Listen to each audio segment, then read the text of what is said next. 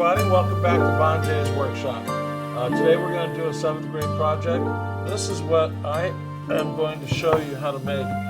We're making these right now with my current 7th grade class. I wanted to show you that I have a few of these at different stages and we'll be working on them. And you see that it kind of looks like a treasure box because of the angles on the side.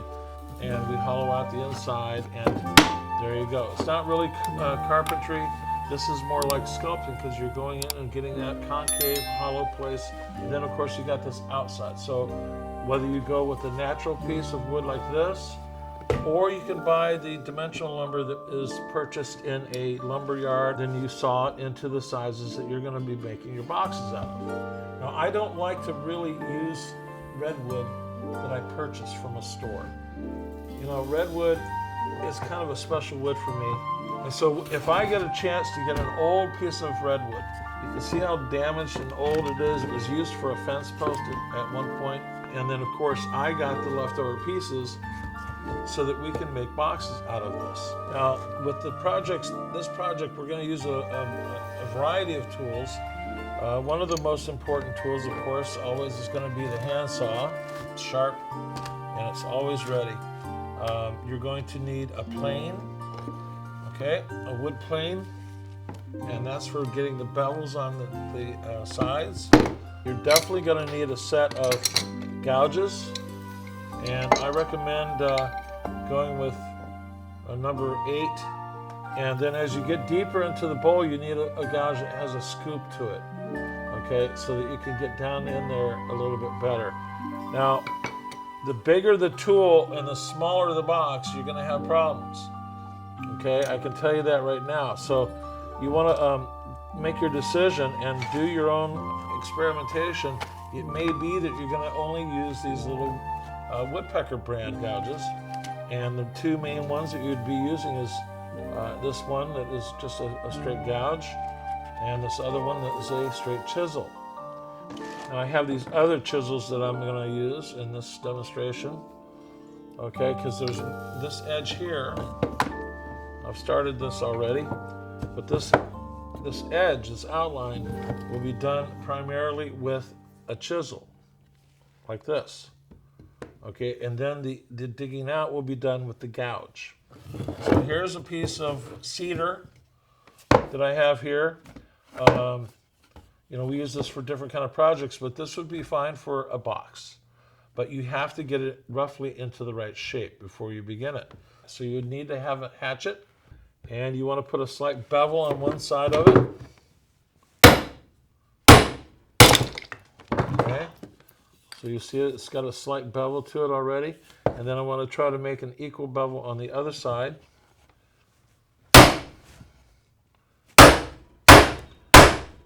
And again, whenever you're using a hammer and a hatchet like this, you definitely want to wear some eye protection so that little bits of metal don't come off and hit you in the face or in the eyes. Okay, so now we roughly have a shape here. So now the next step is to get this prepared. This is going to be the bottom. So you want to use a plane, and of course you want to secure your wood as best as possible, maybe in a clamp and a bench vise. In this case, I'm just using our handy woodworking board, and I'm kind of making the bottom a little bit smoother and flat so it'll sit without wobbling, okay? And once you get it to a point where you're feeling happy about that, then you're going to do a similar thing on the sides. Okay, you want to get these sides smooth, and then you'll be cutting your bevel on the ends like this, and you're going to be cutting the top off, okay, so that you have a lid that will come out. I like these type of boxes. You know, they're asymmetrical. They look a little wobbly and kind of weird, but once they're all done, they're really quite beautiful. Even though it looks a little bit asymmetrical, not perfect, they still look beautiful when they're done. And when you go to put on the top, you're going to need leather. And you're going to need small nails, and you're going to need parts to be able to fasten it together. And we'll get into that a little bit later in this video. So go ahead and mark the top that you're going to cut off. What you're going to need to do is you're going to need to determine how thick you would like the top to be. So in this case, it's a little bit more than an inch, maybe an inch and a quarter. Again, you're going to need measuring tools, and you want to measure it and mark it. I'll mark an inch and a half here, an inch and a half here. And once you have all the different sides of it marked, then you're going to need to actually make a straight edge from mark to mark, because you want to be able to follow that when you're sawing it. Now, sawing this top is not really very easy, and if you use the technique I'm about to show you, you'll get a fairly straight cut. Now, if you just start sawing it without marking it, without taking the care to make it exact, then the top is going to be asymmetrical and slightly odd fitting. You want to take the time and take care to make it as exact as possible. And I'll show you the technique for sawing a straight line. So I have my marks on all four sides. So what I want to do is I want to begin with the very first cut. And I want to start on the corner. Okay, now I'm looking at this line and I'm trying to follow the cut of that line, and the same thing on this side. So I'm looking at it with my eyes and making sure that I stay on that line. And I cut as far as I feel like it. You go quite deep with this. But when you see it starting to get off the line, then you need to make a slight adjustment to it. Like this. Okay, so you can see the line that I've got cut so far here, and I'm going to do that to all four corners. Again, you don't want to get off the line. Make your little adjustments here and there, and eventually you're going to be cutting from end to end, all the way across. Okay, but again, I want to do all four corners before I get to that point. Now, with this type of saw, the best cutting direction is when you're pulling towards you. Other types of saws, you want to be pushing that way. That's the best cutting direction. But this particular type of saw, the life saw made in Japan, it's a pulling action for your best cut. Okay, we've got all four corners started. Oh, there's one right here we didn't start yet. Okay, now you see how I got off the line there? So now you need to correct that by getting it back on the line. See it? Now we're back on the line. We got rid of that defect that we're starting to go wrong on it. Once this cut gets up to about here and this cut gets up to about here, then you want to lay the saw across so that these two cuts are kind of communicating with each other and they meet. So these two cuts are meeting here.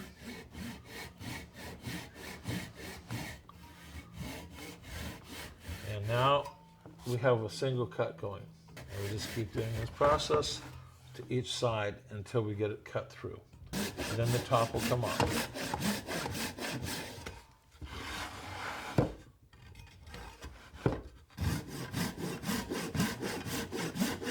And now we're just about all the way through it. There it goes.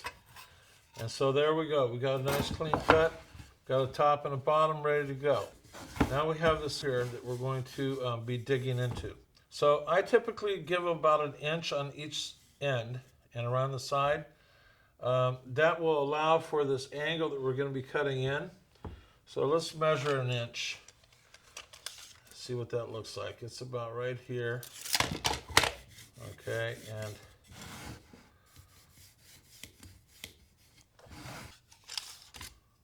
there's still an inch.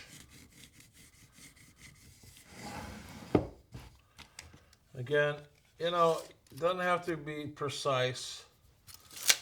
We're not building a satellite here or an airplane. Just more or less.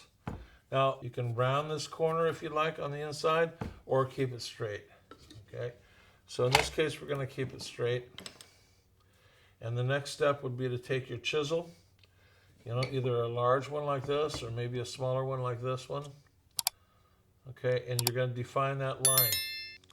So you're going to need the mallet and the chisel. Now the chisel, you're going to want to put the flat side of the chisel, and there's this bevel side. The bevel side should be facing into the center of the box. Follow your outline that you put on it.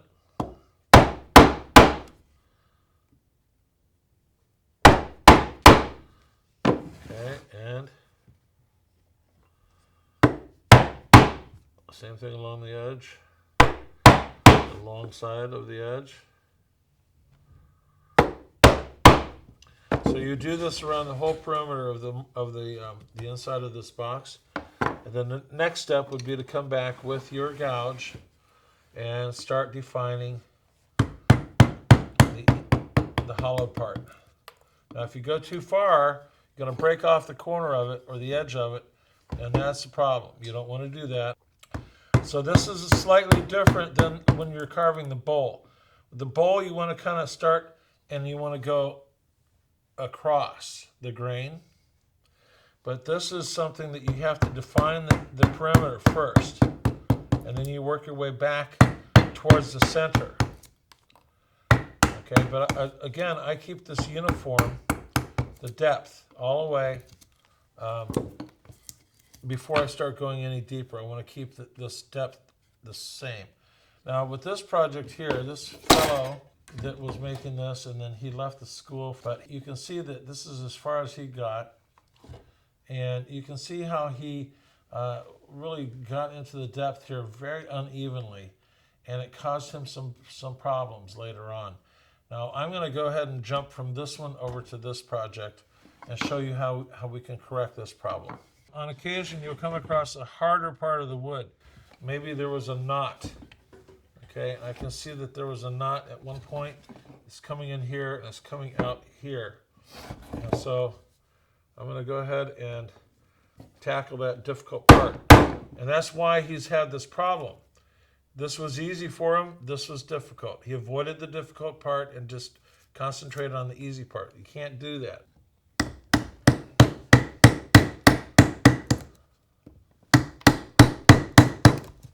Now you can use the chisel for hollowing out. Doesn't always have to be the gouge. But then you have to frequently come back in and redefine that edge again. So each time you get a little deeper, you redefine that edge. So I'll show you this way so you can see it better.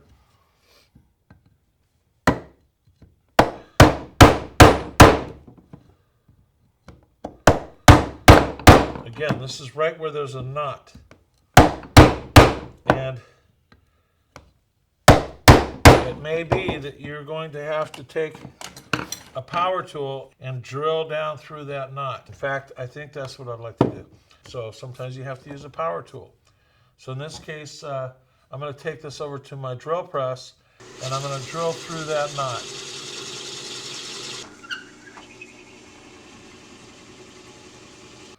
Okay, so here's our hole that we used the drill press for to get through some of the knot.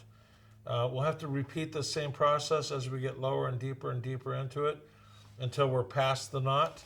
Now, if you don't have a drill press machine in your shop, you can always use a brace and bit. Now, this is not going to be as easy as the machine, but it can definitely do the job. Okay, and you put a series of holes in where the difficulty is, and then you can get through it relatively easily. Now, if you wanted to, you could theoretically drill a whole series of holes down as far as you want it to go. So you can see it's going into the knot. And then you just continue with the same process that you've been using all along. Now once you get it to the depth that you've used your chisel to establish, then you work your way across the whole thing. So you're working your way back now. Getting it deeper and deeper, and try to keep it the depth uniform as you go. As I demonstrated, If you get too deep at one spot, it's going to make everything else even harder. So if you keep it uniformly deep as you're going, it's going to make life easier for you. Now, if you don't have these large gouges, and all you have is the small ones, they work fine. In fact, I actually like using these small tools because they will fit inside of the actual box. So as you're getting deeper in there, you're going to start using the curved one to get down deeper into the bottom. And same thing with the other type. As you get deeper in there, you're going to use another scooper because you can get down in there. But you see, this tool will not fit down in the box. This tool will. So, you know, in some senses, this smaller tool is going to be better, but it will take longer. And you see, it's more of a precise, kind of a quiet process. Now I'm going to jump to a next step, which would be to show you how to cut this bevel on the two ends. It's quite easy. You don't have to measure if you don't want to. You can simply guess how much of a bevel you'd like to have. Make it similar on the other side. Again, it doesn't have to be exact.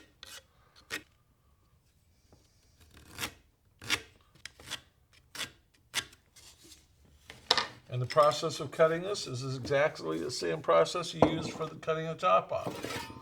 You start with a corner, you follow your line. And of course you can use a clamp during this process while sawing. And you see, this is the process you need to go through to get that bevel cut.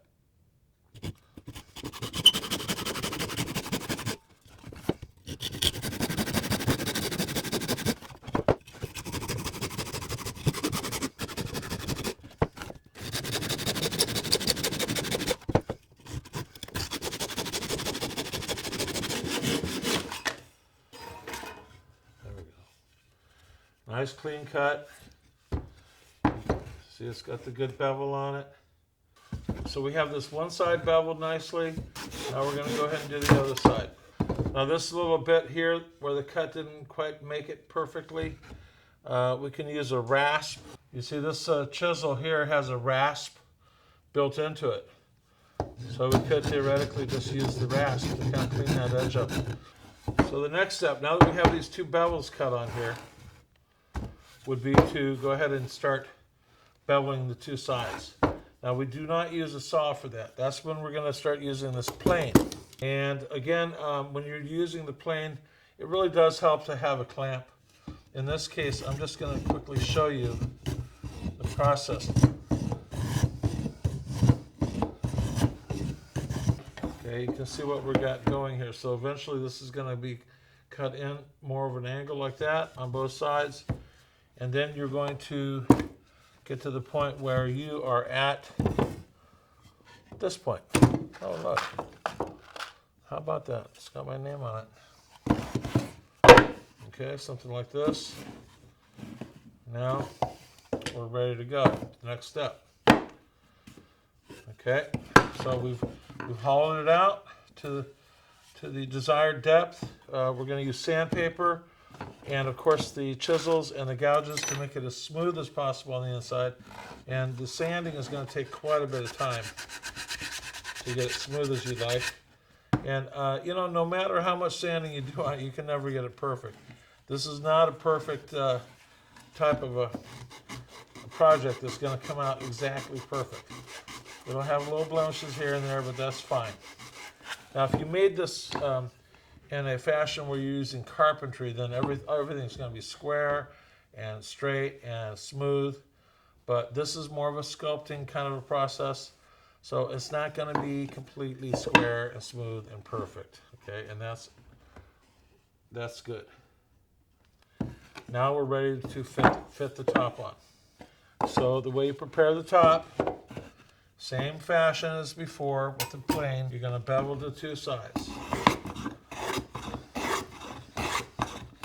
Or round it. You don't have to bevel it. If you don't like that beveled shape to it, you can just simply round it using the same tools.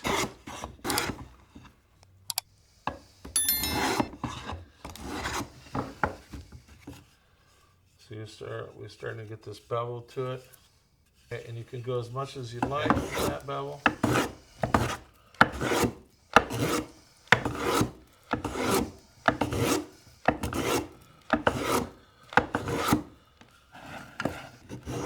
So now we have this kind of beveled top on the two sides. The top is still flat. All right, that looks pretty good to me. Here's a Shinto rasp we're going to use, and we're going to kind of round these edges off just a little bit. We're not going to round this edge or this edge because we want that to meet nice and flat, okay? But we are going to round all the other corners and edges. This corner's fine a little bit.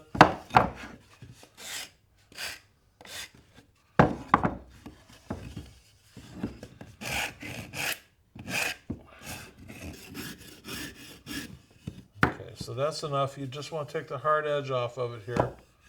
And then now you can come back with the sandpaper and clean that edge up even better. Sandpaper. So there's going to be quite a bit of sanding involved at this point, and it's funny because some students hate sanding and other students love sanding. That's their favorite step. It's funny. You learn a lot about a kid when you when you find out what their favorite step is. But we're going to call this ready to go. So now we're going to move on to the next step. Now, one of the things you got to be conscious of is the way that the lid is oriented. So what you're going to do is you're going to match the grain up. So this grain is going this direction. This grain is going this direction. That's not correct. It's not the way the lid came off. So now we look at it and you can see that the grain lines are matching up better. Okay, so now you know you have it correctly positioned on your project. Now you need to make a decision which way you want it to open. You want to open this way or this way? So I'm going to have mine open in this direction. And the first thing I'm going to do is I'm going to put some leather hinges on the top. First of all, you got to make sure you have nice thick leather. It's durable that way. You need to have tools that can cut through the leather nicely, and they need to be sharp. Okay, so I'm going to make these my hinges, and so I'll make a mark. Of course, pencil always goes away from me. So I'm going to go ahead and mark this leather where I'm going to cut it. Right about down the middle. Now that's a pretty wide hinge.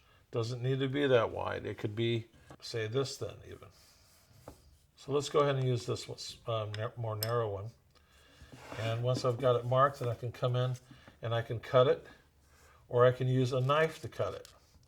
Use the scissors or a knife. In this case, I'll use the scissors.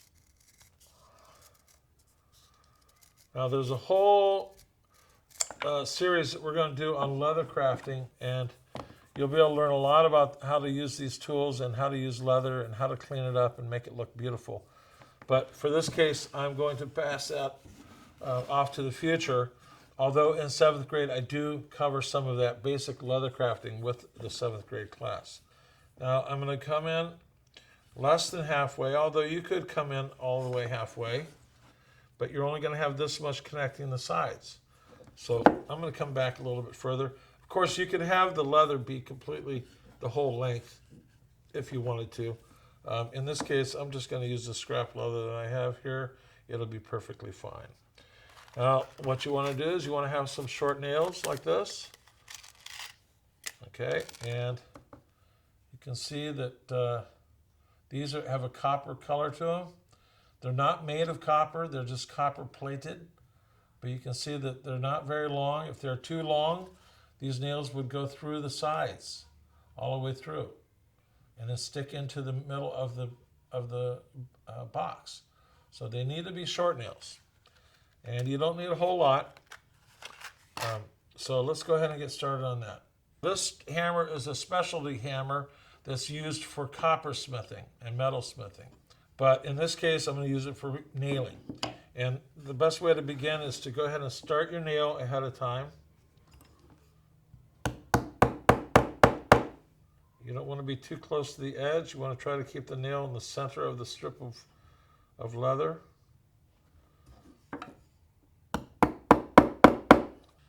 I'm going to go ahead and set my first piece about 1/3 of the way into the lid. I'm going to move it in just a little bit because it doesn't need to be right on the edge.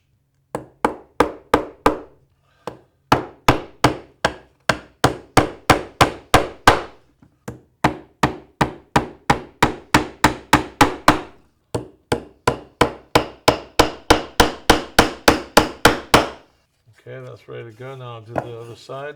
You would just want to use your eye or line it up like this. You know you're going to be good to go.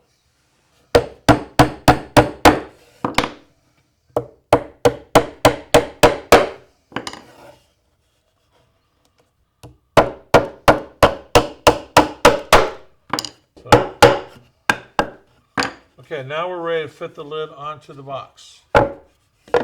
Just like that. So we're going to turn it. We're going to hold it nice and tight. We're going to start our first nail about 1 inch in.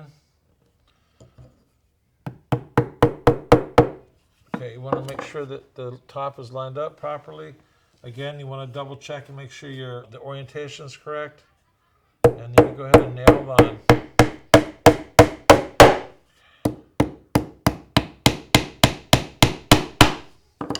Just like that.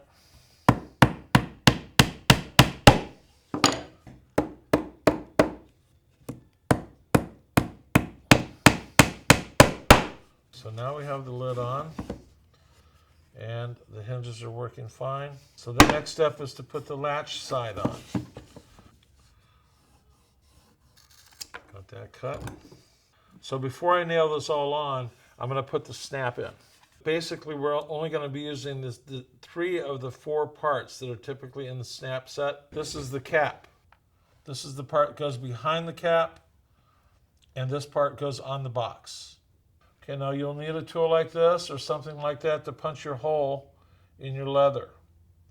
Okay, that's critical. Leather. And there's our hole. Okay, so now we're going to put this together. So this cap will go like this. This piece behind it will go like this. This little tool here is for the cap to set in. So you're going to need a small anvil like this that comes with these sets usually. And you're going to need to put the convex part of the cap onto the concave part of this little anvil. And I'm going to use a series of tools that I've made, but you can buy these in the set. Usually they come with it. Spreading that out. Spread it out even more. And then I use this tool here to kind of set it in good.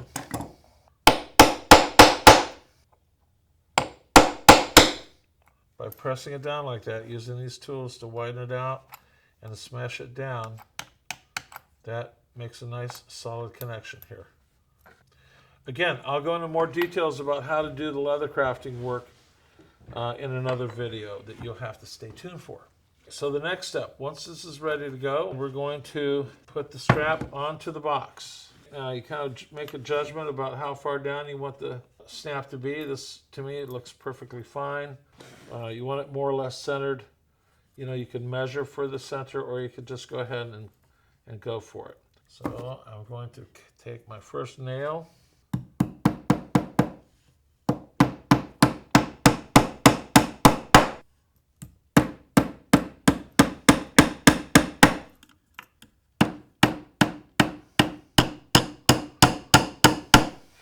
Okay, so this is where the next part is going to go onto, this part here is going to go onto the board, onto the wood.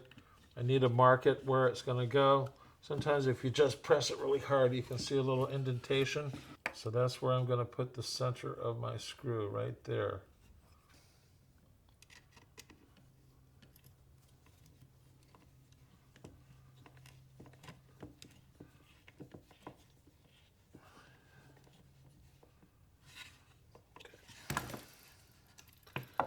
The snap should work fine. And there we go. There we have the box pretty much completed. Snap works fine, hinge works fine. And then it's just a matter of oiling it. I'm going to go ahead and use my orange oil. So anything that's similar to this is just totally fine.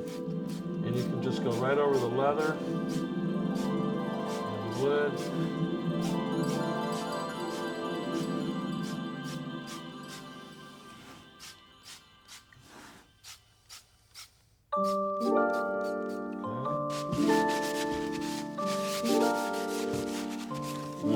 You want to look for the little dry spots. Make sure that there's no dry spots on it. Of course, you don't want to forget the inside. So you go ahead and oil that as well.